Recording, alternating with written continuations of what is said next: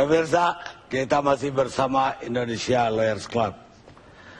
Sekarang saya mau minta ke Pak Said Tapi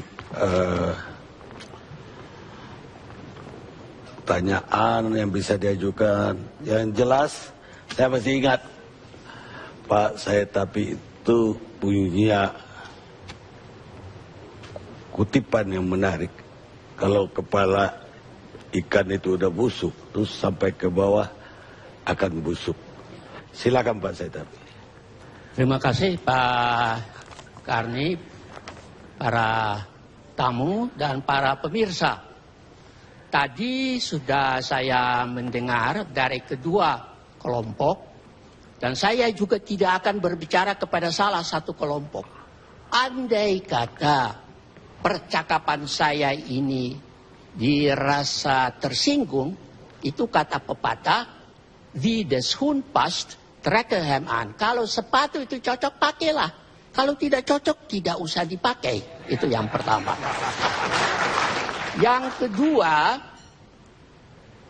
a way of seeing is a way of not seeing. Cara melihat itu berbeda, Pak Karni.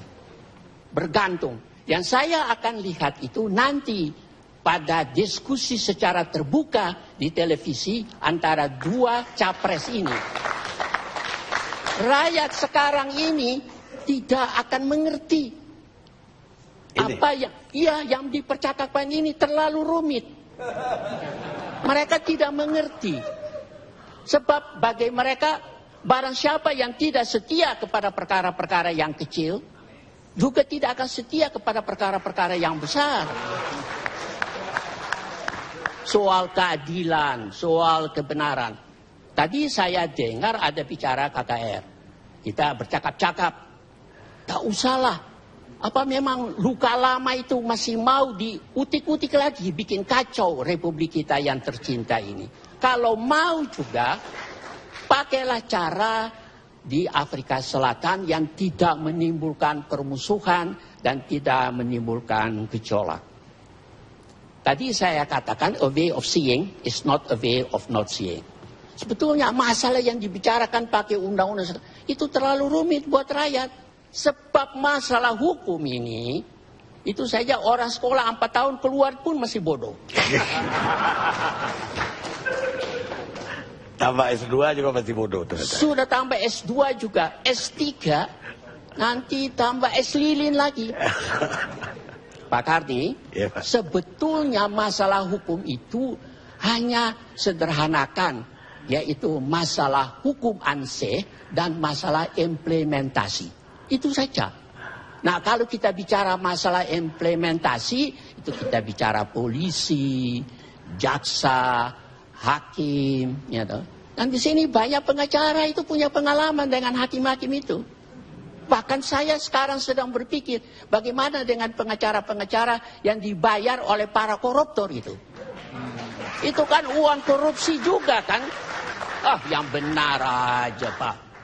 Pengacara dibayar bukan jutaan tapi miliaran, itu uang dari mana itu? Nah, sebetulnya kalau bicara masalah hukum ini bicara yang saya ingat betul. Saya pernah baca baik dari literatur Amerika, Inggris maupun Belanda, itu hukum selalu berkalian dengan masalah budaya.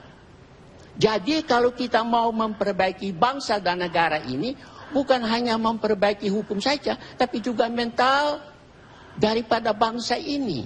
Sekarang saya tanya, apakah yang akan datang ini penasihat-penasihat hukum sudah berpikir tentang pasal 34, fakir miskin? Saya belum tadi dengar itu. Berbicara tentang fakir miskin, belum ada yang saya dengar. Nah, jadi kalau betul kita mau bicara tentang hukum yang benar, saya bukan ahli hukum tata negara, ya toh.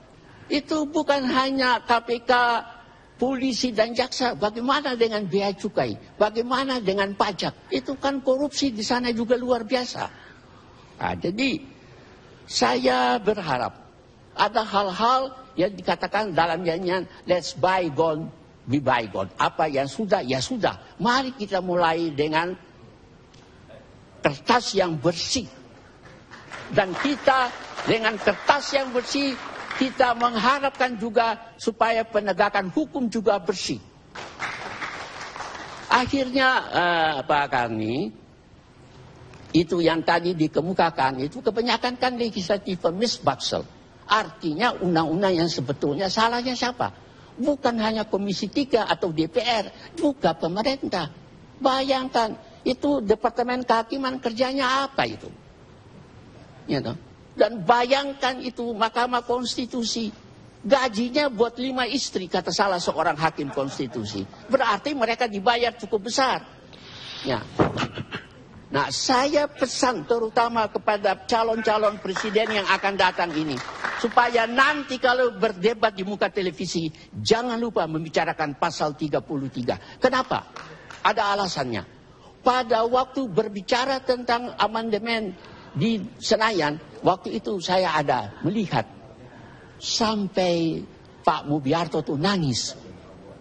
Perdebatan mengenai pasal 33. Tapi saya tidak pernah mendengar suara dari capres-capres atau cawapres-cawapres itu tentang pasal 33. Padahal semua orang sedang menunggu apa yang harus diperjuangkan dan diperdebatkan mengenai masalah ini.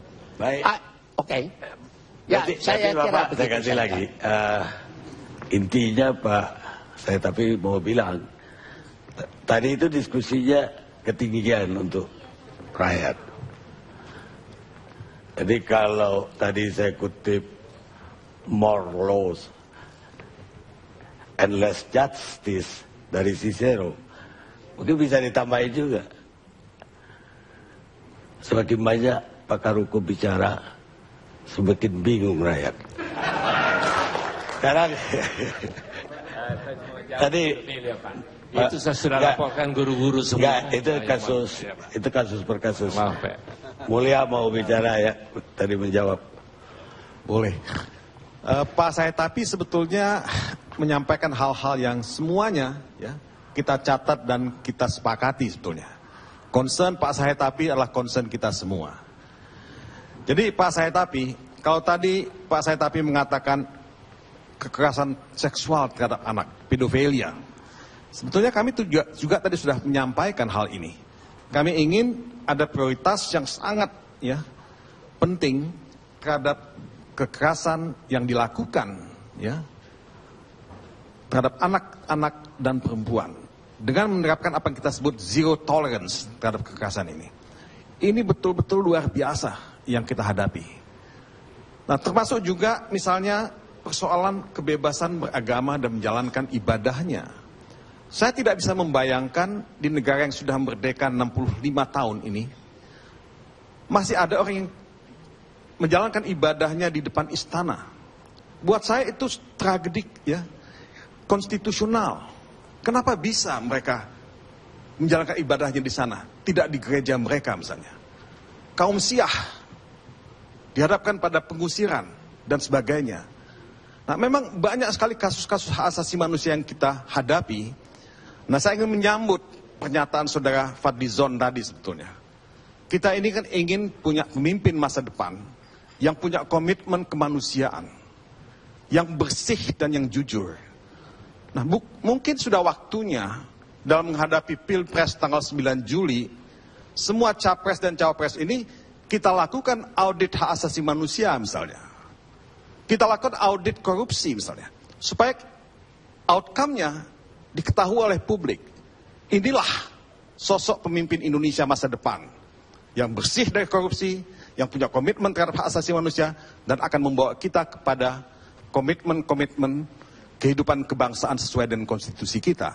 Nah, ini mungkin sekedar catatan tambahan buat Pak Saetapi. Terima kasih. Pemirsa, kita rehat sejenak.